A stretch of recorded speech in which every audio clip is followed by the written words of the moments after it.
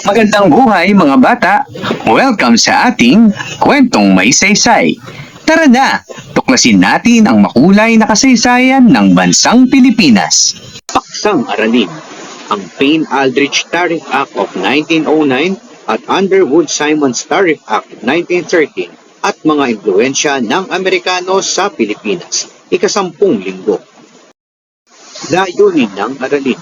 Una, na ipaghahambing ang mga batas pangkalakalan ng mga Amerikano na Payne-Aldrich Tariff Act of 1909 at Underwood-Simons Tariff Act of 1913. Ikalawa, na iisa-isa ang mga pagbabagong ipinatupad ng mga Amerikano sa sistema ng edukasyon at kalagayang pangkalusugan ng Pilipinas. Ikatlo, nasusuri ang mga pag-unlad ng transportasyon at komunikasyon at ang naging epekto nito sa pamumuhay ng mga Pilipino. Ikaapat, natutukoy ang mga pagbabago sa kultura, pananampalataya, kasuotan, sayaw, pagkain ng mga Pilipino sa pagdating ng mga Amerikano at nasasagutan ang inihandang pagsusulit tungkol sa mga impluensyang dala ng mga Amerikano sa Pilipinas. Ang Payne-Aldrich Tariff Act of 1909 at Underwood-Simons Tariff Act of 1913, ika-10 linggo. Bago tayo magpatuloy sa ating panibagong aralin, tayo muna ay magkaroon ng isang maikling balik-aral, ang patakarang pasifikasyon. Matching type. Piliin sa column B ang tinutukoy na pahayag sa column A. Para sa unang bilang, sinusunog ang mga nayon, pananim at alagang hayop upang alisin ang pagkain at suporta ng mga revolusyonaryo. Ang tamang sagot?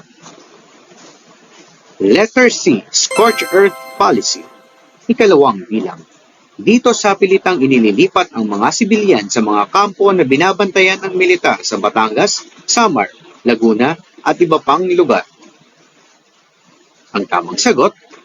Letter B. Reconcentration Camps. Ikatlong bilang.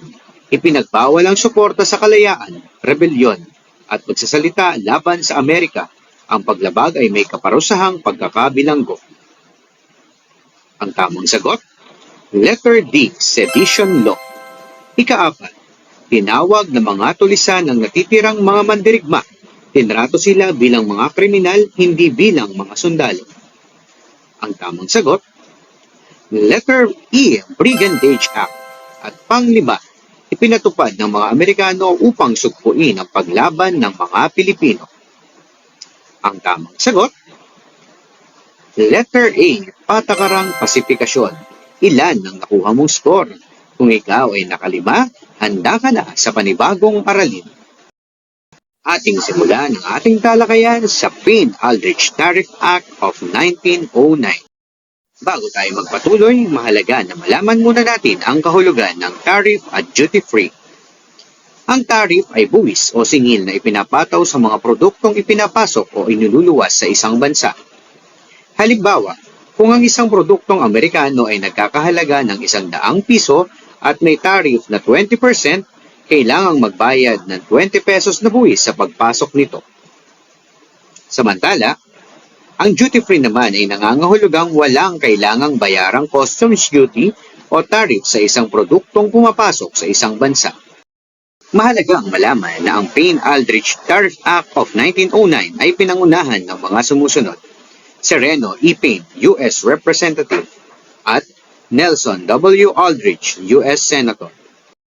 Alaman ng Payne-Aldrich Tariff Act of 1909. Ang Payne-Aldrich Tariff Act of 1909 ay isang batas na nagtatakda ng limitadong sistema ng malayang kalakalan sa pagitan ng Pilipinas at Estados Unidos. Mga pangunahing produktong Pilipino at limitasyon sa ilalim ng batas na Payne-Aldrich. Una, asukal. Sa Payne-Aldrich of 1909, ito ay duty-free. Ibig sabihin, walang kinakailangang bayarang buwis sa paglabas nito ng ating bansa. Subalit, ito ay may limitasyon. 300,000 gross tons lamang bawat fiscal year. Ibig sabihin, kapag lumampas sa itinakdang timbang, kinakailangan na itong bayaran ng buwis. Pangalawa ay ang wrapper tobacco, duty-free. 300,000 pounds ang limitasyon. At para naman sa bigas, hindi kasama sa duty-free privilege.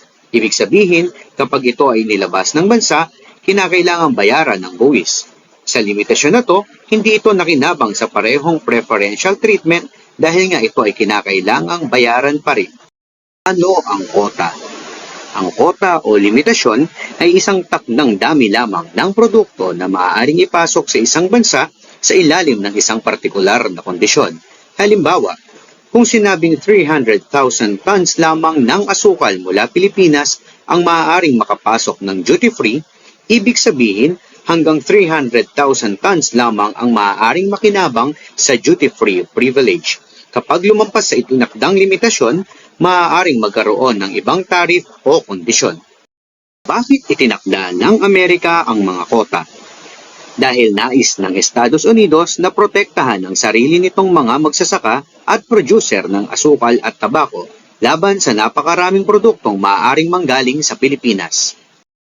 Naging pakinabang ng Amerika sa Payne-Aldrich Tariff Act of 1909.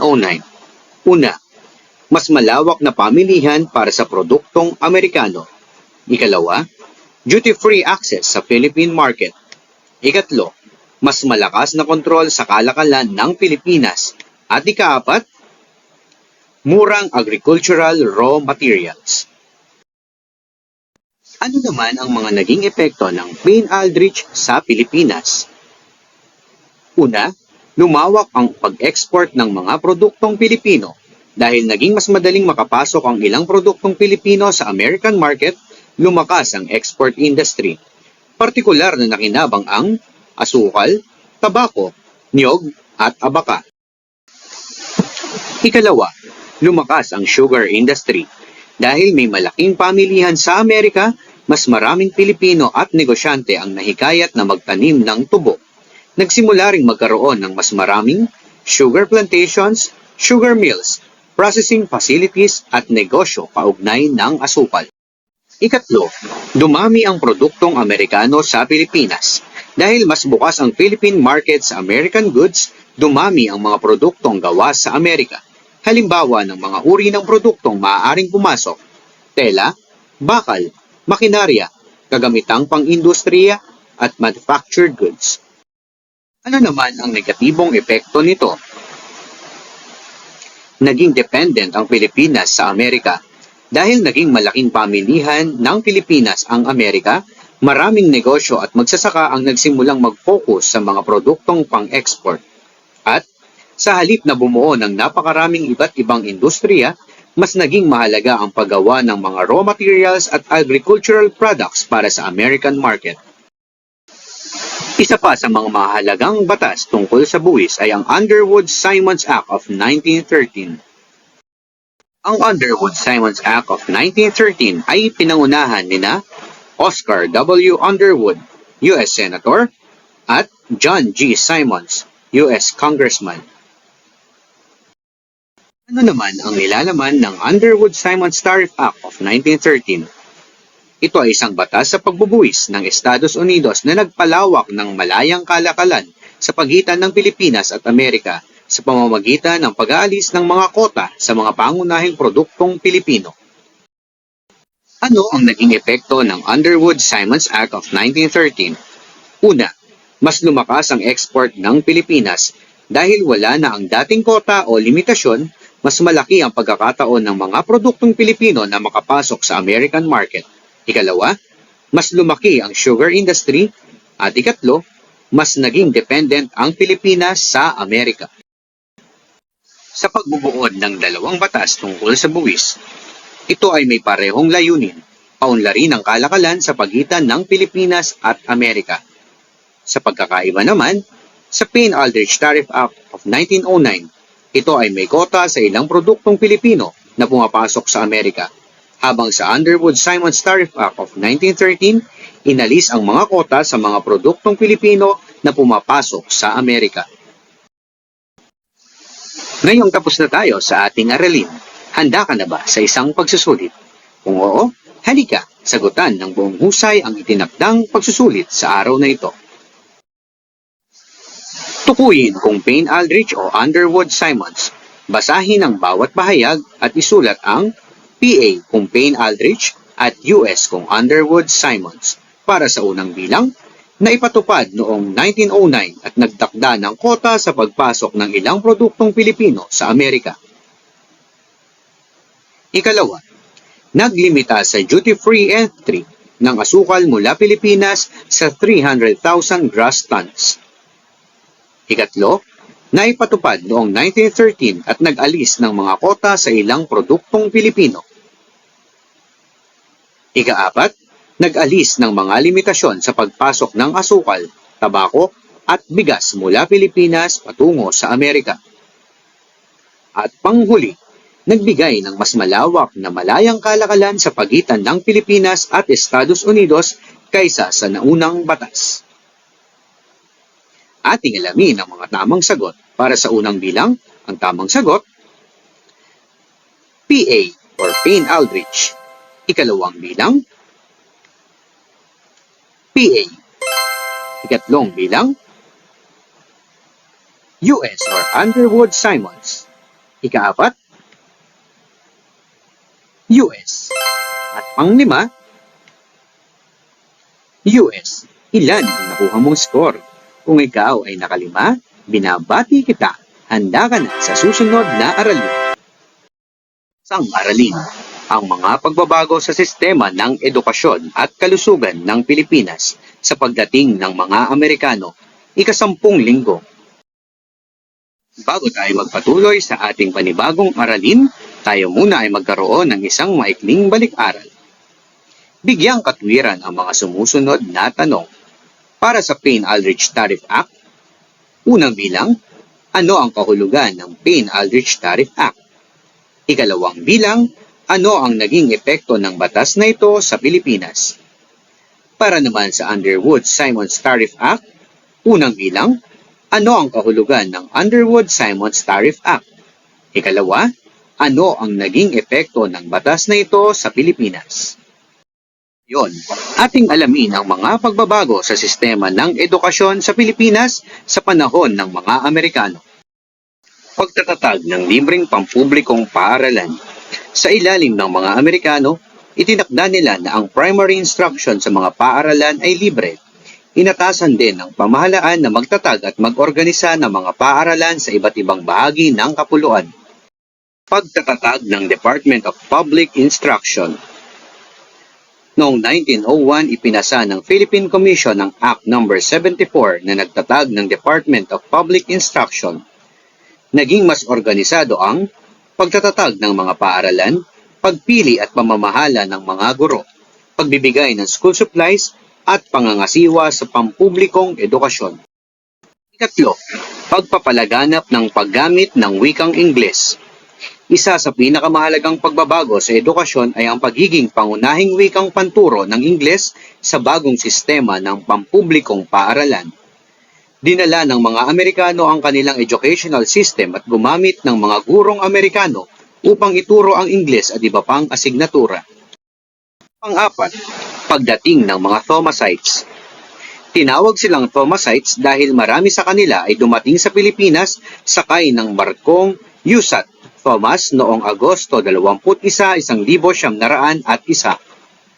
Sila ay pinadala upang magturo sa mga paaralan, magsanay ng mga gurong Pilipino at tumulong sa pagpapaunlad ng sistema ng pampublikong edukasyon. Pang-anim, pagkakaroon ng iba't ibang uri ng paaralan tulad ng normal school para sa pagsasanay ng mga guro, trade school para sa pagsasanay sa mga praktikal at kapaki-pakinabang na gawain o kalakalan, at agricultural school para sa pag-aaral at pagsasanay sa agrikultura. Atin namang talakayin ang mga pagbabago sa sistema ng kalusugan sa panahon ng mga Amerikano sa Pilipinas. Una, pagtatatag ng Board of Health. Noong 1901, itinatag ang Board of Health for the Philippine Islands sa pamamagitan ng Act No. 157. Mga tungkulin, pag-aaral sa mga sakit, pagsisiyasat sa mga sanhi ng epidemya, pag-iwas sa mga nakapahawang sakit, pangangalap ng health statistics, at pagpapabuti ng sanitary conditions. Dalawa, pagpapatupad ng sanitation at hygiene. Binigyang pansin ang kalinisan ng mga komunidad, malinis na kapaligiran, pagtatapon ng basura, kalinisan ng pagkain, at kalinisan ng tubig. Ikatlo, pagpapatupad ng pagbabakuna. Noong 1901, ipinasa ang Act No. 309 na naglaan para sa compulsory vaccination ng mga naninirahan sa Pilipinas. Layunin nitong makatulong sa pagkontrol ng mga nakahawang sakit, lalo na ang smallpox. 4. Pagtatatag at pagpapalawak ng mga ospital.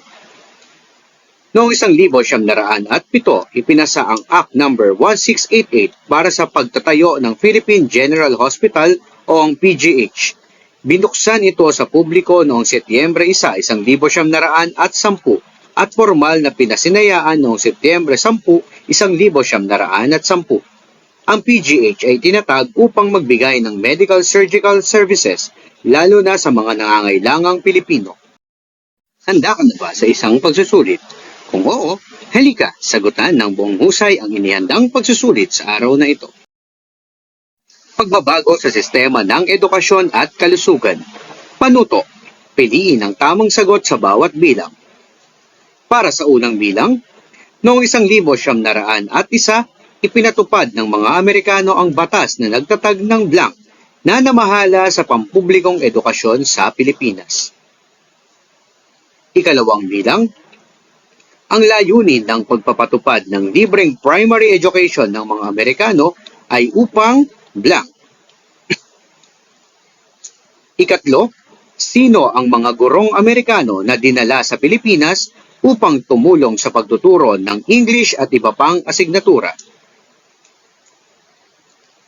Ikaapat, noong 1901, itinatag ng mga Amerikano ang blank na nangasiwa ng mga usapin tungkol sa kalusugan ng mga mamamayan sa buong Pilipinas.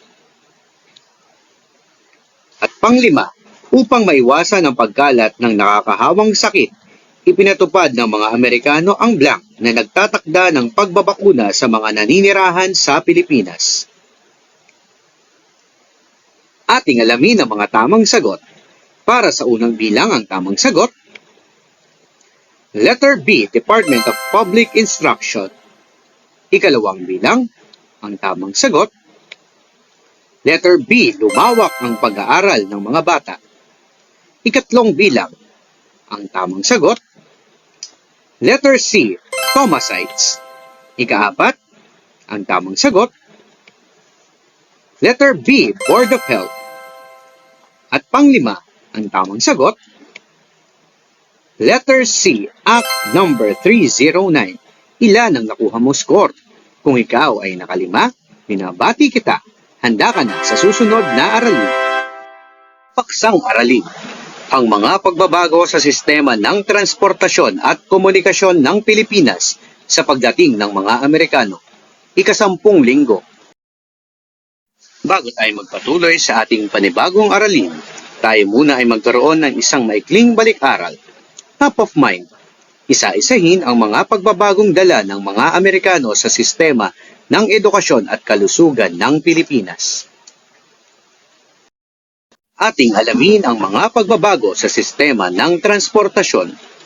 Sa pagdating ng mga Amerikano, pinaunlad nila ang mga riles. Pinalawak at pinaunlad ang sistema ng tren o riles. Ang dating Manila-Dagupan Railway mula sa panahon ng mga Espanyol ay naging bahagi ng Manila Railroad Company at pinalawak ang mga linya nito. Pagpapatayo ng mga kalsada at tulay. Nagsagawa ang pamahalaang Amerikano ng malawakang road building program upang paunlarin ang mga daanan na dati ay lupa at mga lubak. Paglaganap ng mga sasakyang demotor. Unti-unting lumaganap ang paggamit ng automobile, bus, truck at iba pang sasakyang demotor. Naging mas mabilis ang paglalakbay sa mga lugar na mayroon ng maayos na kalsada. Ngayon, atin namang alamin ang mga pagbabago sa sistema ng komunikasyon. Una, pagpapakilala at paglawak ng telephone. Nagsimulang gamitin ang telephone system sa Maynila noong 1905. Kalaunan, lumawak ang mga linya at naiugnay ang mga pangunahing bayan at sentro ng populasyon. Pagpapalawak ng telegraph. Pinalawak ang telegraph lines na nagbigay daan sa mas mabilis na pagpapadala ng mensahe sa malalayong lugar. Pag-unlad ng radyo at wireless communication. Noong 1933, naitatag ang mga radio telephone service na lalong nagpadali sa paikipag-ugnayan sa pagitan ng mga lugar sa Pilipinas at sa ibang bahagi ng mundo. Na ang ating aralin, handa ka na ba sa isang pagsusulit? Kung oo, halika, sagutan ng buong husay ang inihandang pagsusulit sa araw na ito. Cause and effect match. Pagdugtungin ang pag-unlad ng mga sumusunod at epekto nito sa pamumuhay ng mga Pilipino. Isulat lamang ang titik ng tamang sagot. Para sa unang bilang, tren. Ikalawang bilang, telepono. Ikatlo, tulay. Ikaapat, radyo. At panglima, telegrapo.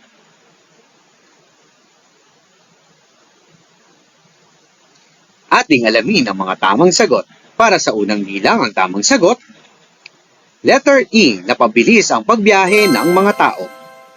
Ikalawang bilang, ang tamang sagot, letter C, naging daan upang makapag-usap ang mga tao kahit malayo. Ikatlong bilang, ang tamang sagot, letter B, napabilis ang pagdala ng mga produkto. Ikaapat, ang tamang sagot, letter A, mas napadali ang pagpapakalat ng balita. At panglima, ang tamang sagot, letter D, napadala ang mga mensahe gamit ang electrical signal sa kable. Ilan ang nakuha mong score? Kung ikaw ay nakalima, binabati kita. Handa ka na sa susunod na aralin. Paksang aralin. Ang mga pagbabago sa kultura ng Pilipinas sa pagdating ng mga Amerikano. Ika-10 linggo. Bago tayo magpatuloy sa ating aralin, tayo muna ay magkaroon ng isang maikling balik-aral. Ano ako? Tukuyin ang pangalan ng mga kagamitan, sasakyan, na dinala ng mga Amerikano sa Pilipinas. Para sa unang larawan. Ang tamang sagot? Telepono. Ikalawang larawan. Ang tamang sagot? Radyo. Ikatlong larawan. Ang tamang sagot? Tulay. Ikaapat na larawan. Ang tamang sagot? Kalsada. Ikalima. Ang tamang sagot? Telegrapo. At panghuling larawan. Ang tamang sagot? Tren. Ilan ang nakuha mong score? Kung ikaw ay naka-anim, handa ka na sa panibagong aralin. Una, kasuotan. Mas naging karaniwan ang Western style na pananamit lalo na sa mga lungsod at paaralan. Sa mga kalalakihan, naging popular ang Amerikanong estilo ng polo at pantalon. Sa mga kababaihan naman, naging popular ang mga bestida at paldang mas kahawig ng estilong kanloranin. Para naman sa aspeto ng sayaw at musika, nakilala ng mga Pilipino ang mga sayaw tulad ng foxtrot, waltz at tango. Naging popular ang mga instrumentong gaya ng piano, gitara at iba pang instrumentong kanloranin. At lumawak ang paggamit ng English songs at Western musical style. Para naman sa pagkain, ipinakilala at pinalaganap ng mga Amerikano ang ilang bagong pagkain at paraan ng paghahanda ng pagkain. Lumaganap ang pagkain tulad ng bread, sandwiches, cereals, at iba pang pagkain kanloranin. At pang-apat, pananampalataya. Hindi tulad ng Espanyol, hindi pangunahing layunin ng mga ganang sapagkat kanihan sa mga Amerikano ay protestante. Kaya naman, nagkaroon lamang ng paglaganap ng iba't ibang sangay ng protestantismo sa Pilipinas at nagkaroon din ng mga paaralang may kaugnayan sa mga protestanteng grupo. Tapos na ang ating haralin. Handa ka na ba sa isang pagsusulit? Kung oo, halika. Sagutan ng buong husay ang inihandang pagsusulit sa araw na ito. Picture analysis. Obserbahan ang mga larawang ipakikita ng guro. Tukuyin kung anong bahagi ng kultura ang inilalarawan. Kung ito ba ay pananampalataya, kasuotan, sayaw o pagkain.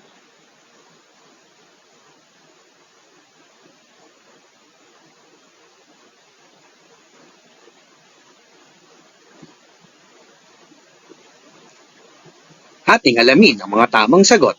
Para sa unang bilang, ang tamang sagot, pananampalataya. Ikalawang bilang, ang tamang sagot,